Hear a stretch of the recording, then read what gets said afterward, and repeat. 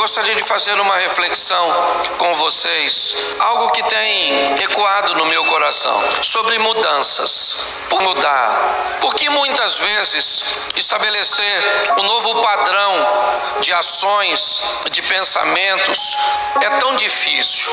A maioria de nós sabemos o que é certo, mas temos grandes dificuldades de fazer o que é certo. Às vezes não simplesmente no que diz respeito ao pecado, mas o que diz respeito a decisões assertivas que podem levar a nossa situação econômica para uma nova esfera ou para um outro nível, que possa levar o nosso relacionamento com Deus numa outra esfera, no que diz respeito ao relacionamento espiritual, que possa levar o nosso casamento, ou a criação de nossos filhos, ou o estabelecimento de nossa credibilidade. Todos nós gostaríamos de mudar, e por que queremos tanto algo que muitas vezes não conseguimos? Talvez porque temos um pouco de dificuldade em entender que o nosso chamado para gastar sempre menos energia, sempre poupar, muito mais para que o corpo se mantenha firme, ele procure repetir comportamentos, ele procure sempre o conforto de fazer coisas cujas quais se precisa gastar menos energia. Daí todas as vezes que desejamos mudar, inevitavelmente vamos ter que sair do conforto de repetir comportamentos para o conflito de mudar de decisões. Algumas pessoas até conseguem êxito num curto prazo de tempo. Começa a ler a Bíblia e consegue ler alguns capítulos ou alguns livros, mas é só depois, só passar um tempinho e já não consegue ler mais. Elas se matriculam numa academia e no começo elas conseguem desenvolver, certo? Mas depois elas param, elas começam a estudar, elas começam a praticar decisões mais assertivas no que diz respeito aos seus relacionamentos, mas não conseguem ir muito longe. Isso, se não tivermos a habilidade para avaliar, nós vamos dizer que essa pessoa é uma pessoa sem disciplina, vamos chamar talvez até de procrastinação, aquilo que não é, e uma série de outras coisas. Eu tenho aprendido que pessoas normalmente mudam em 4 ambientes, são os mais fortes de mudança. O primeiro ambiente onde as pessoas costumam mudar é o ambiente da dor. O ambiente onde as pessoas se machucam. Quando pessoas se machucam muito numa situação, essas feridas, essa dor, essas lembranças buscam fazer com que pessoas mudem. Nem sempre essas mudanças são positivas. Às vezes o trauma pode transformar uma pessoa de bem em alguém com mau comportamento. Mas é um ambiente de mudança, um ambiente de dor. Ou outro ambiente que é muito comum das pessoas mudarem também, são os ambientes de inspiração. Aquele ambiente onde você vai e alguém conta uma história, que venceu um câncer, que conseguiu ultrapassar uma dificuldade, que conseguiu que uma porta fosse aberta depois da falência financeira.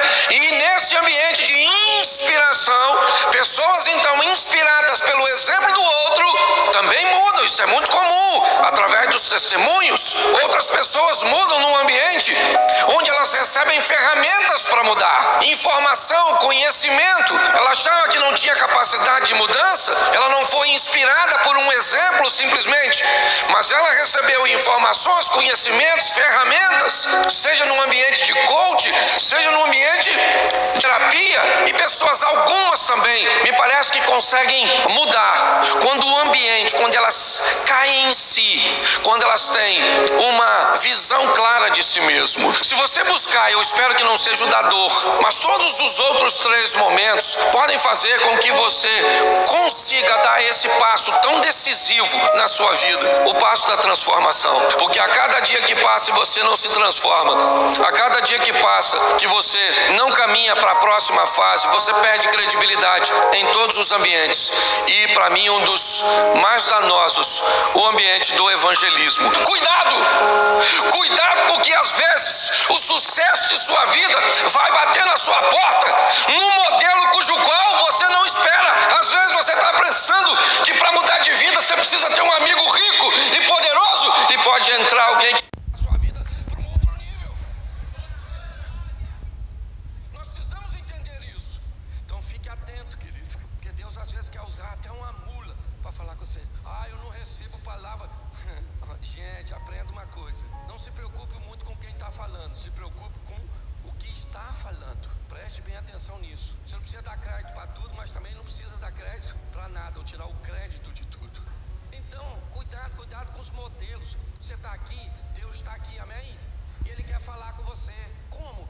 Do jeito que Ele quiser. Às vezes não vai falar no culto todo. Na hora que você for embora, alguém te dá um abraço e Deus fala: olha eu aí te abraçando. E eu preguei aqui, o louvor cantou, todo mundo fez isso, e você nem escutou nada. Aí lá fora, num bracinho, você fala: nossa, eu já amei esse culto. Aí eu te pergunto: o que você mais gostou? A palavra? Eu falo: não, um abraço. De quem? Eu falo: não sei nem de quem é.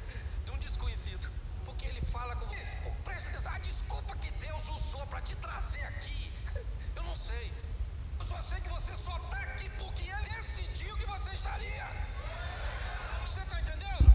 Para que você entenda que o que você enfrenta hoje não tem autorização para te destruir. É apenas para que Deus se revele mais para você. Isso aqui é fazer com que você entenda que sua mente é como um paraquedas. Para funcionar tem que abrir, para que você consiga ver o que Deus fez, faz e fará por sua vida, por sua casa, por sua família, pelos seus negócios. Pastor, mas você não é a melhor opção. Por isso que a Bíblia diz que você não escolheu Ele, foi Ele que escolheu. Eu não era a única opção e nem a melhor opção que Ele tinha. Ele tinha gente muito melhor do que eu, muito melhor do que você, mas aprove Ele escolher eu e você e pronto. Quem não gostar, reclama na administração.